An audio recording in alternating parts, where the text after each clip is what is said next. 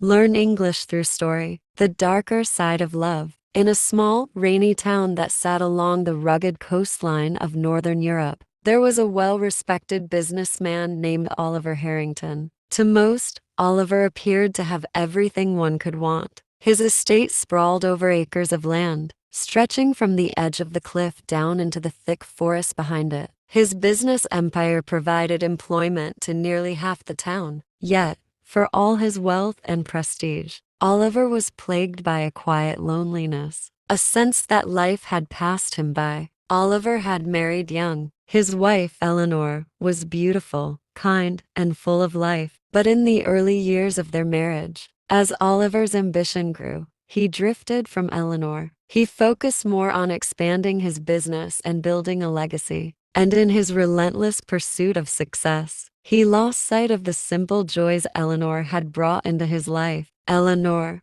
with her boundless affection, her gentle humor, and her generosity, had been the best part of his life. But by the time he realized it, she had grown distant. Eventually, she left him, taking their young daughter Emily with her. That was 20 years ago, and Oliver never remarried. One gloomy November evening, while Oliver was sitting in his library, surrounded by the dim glow of the fireplace, he heard a soft knock on the door. Standing there was a young woman with dark, wind-blown hair, a familiar look in her eyes, and a small, timid smile. "Father," she whispered. It was Emily, now a grown woman. Oliver was overcome with a mixture of joy and shame. He'd never made much of an effort to be part of her life after the divorce, assuming that if she wanted to see him, she would reach out. Yet, he couldn't help but be thrilled to see her again. Emily had married young herself, and was now in the process of divorcing a man who, as Oliver would come to learn, was much like he himself had been, ambitious, focused, and emotionally unavailable. She'd come to Oliver seeking a place to stay temporarily, to gain some distance from her ex-husband and sort through the wreckage of her life. For the first few weeks, their relationship was awkward. Oliver was a man of few words, and his wealth had brought him friends, but little else. He didn't know how to connect with his daughter, but he was determined to make amends. He tried to engage her in conversation, ask her about her life, and learn about her interests. But there was a deep resentment in Emily's eyes that was hard to penetrate. As the days passed, Emily grew restless, haunted by memories of her failed marriage. Oliver sensed her pain, and it reminded him of Eleanor, whom he'd wronged all those years ago. Driven by guilt and a growing fear of losing his daughter, Oliver tried to fill the void with grand gestures. He showered Emily with gifts,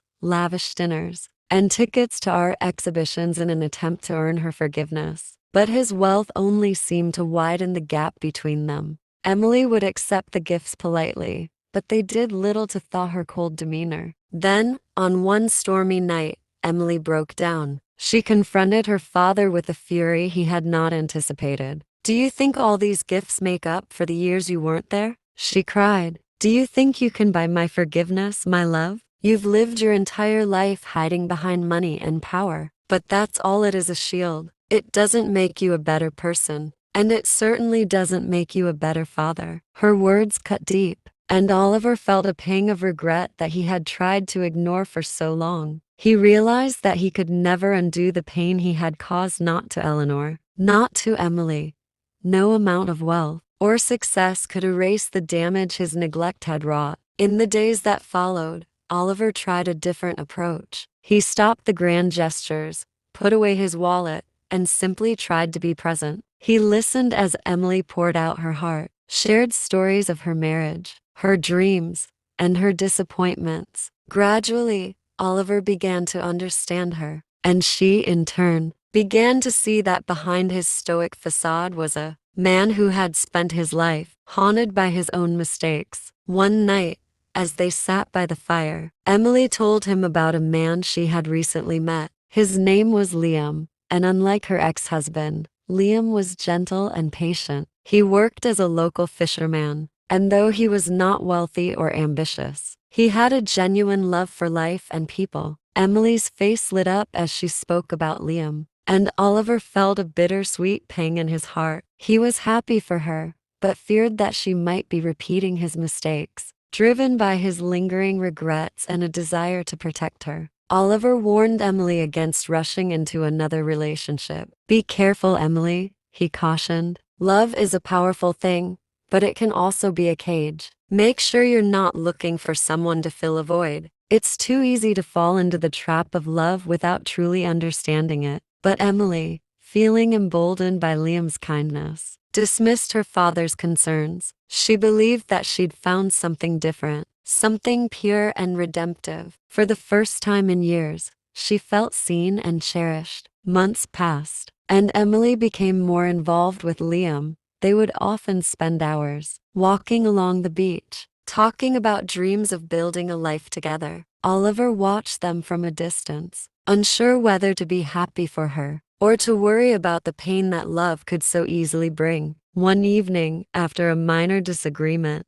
Liam's temper flared. In a moment of anger, he shouted at Emily, something that unsettled her deeply. She brushed it off as a one-time outburst. But as their relationship deepened, similar moments began to surface. Liam was deeply affectionate, but his love was also possessive. Emily felt both cherished and stifled, as though she was losing a piece of herself to keep the peace. Gradually, Oliver's warnings began to echo in her mind. She saw in Liam's love a reflection of the darker side of her father's ambition, an intensity that could, if left unchecked, consume her. One night, after a particularly heated argument, Emily decided to confront Liam. She told him that she needed space, that she needed to find herself outside of their relationship. Liam's reaction was unexpected. His eyes grew cold, and his voice hardened. He accused her of betrayal, of using him to heal her wounds and then abandoning him. Emily, shaken, turned to her father. For the first time, she understood the painful truth he'd tried to impart, that love, when driven by need or insecurity, could become a weapon, a tool of control. She realized that just as her father had lost himself in his ambition, she had lost herself in her longing to be loved. In that moment, father and daughter found a bond forged not by shared memories or gestures, but by mutual understanding. They had both loved and lost. Both sought solace in things that ultimately left them empty. And now, both face the daunting task of rebuilding themselves, not as reflections of others, but as individuals. Over the next year,